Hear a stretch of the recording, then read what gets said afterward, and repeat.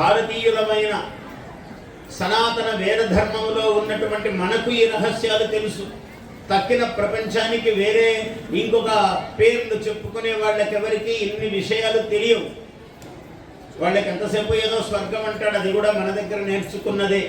దాని తర్వాత ఏముందో తెలియదు. మనకు వైకుంఠము, కైలాసము, సత్యలోకము, బ్రహ్మలోకము, ఇవి ముక్తికి స్థానాలు. వాటికన్నా కొంచెం క్రిందిది స్వర్గం.